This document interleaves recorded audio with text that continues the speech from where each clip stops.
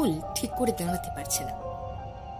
মাথাটা ভারী হয়ে গেছে, পা দুটো কাঁপছে, যেন এক্ষুনি মাটিতে লুটিয়ে পড়বে।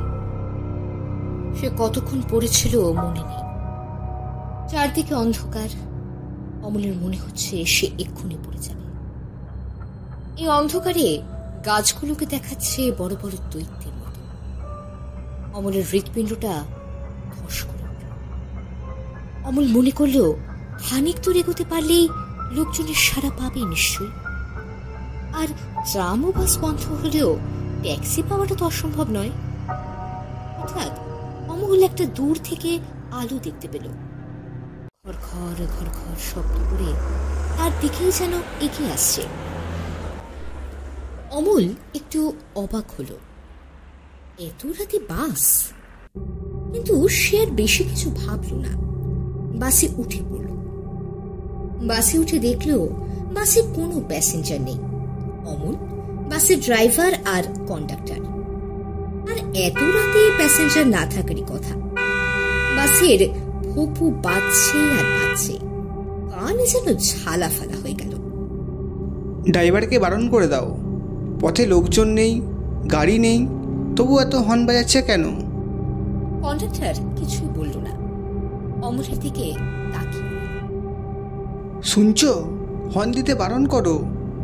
সে তবুও জবাব দিল না। ড্রাইভারকে হর্ন থামাতেও বলল না।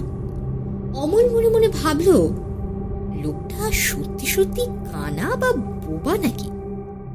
কিন্তু তাই বা হবে কি করে? এই খানিক আগেই তো সে ধর্মপুর শ্যামপুর বলে চেঁচিয়ে পাড়া মাথায় করছিল।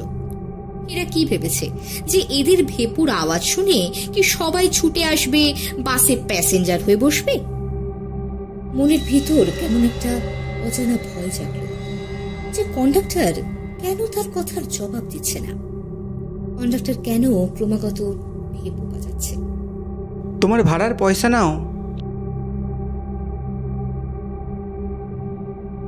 অমলের হাতে তার হাতের ছোঁয়া লাগলো। ঠান্ডা, কনকনে। কিন্তু জ্যান্ত মানুষের হাত এমন ঠান্ডা হয়? মুখটা কেমন ছেক করে উঠল। তার মুখের পানে অমল তাকালো। মুখটা লম্বা, চোখগুলো গোল গোল, চোখের নিচে কালো দাগ। গায়ের রং দেখে মনে হয় বাসি মরার মতো। আর তার চোখের পলক পড়ছে না, তার চোখ যেন পাথরে গড়া। কিছুক্ষণ চোখ বন্ধ করে রইল সে। প্রায় ঘন্টা খানিক কেটে গেল, কিন্তু এখনো তো শ্যামপুর এলো না।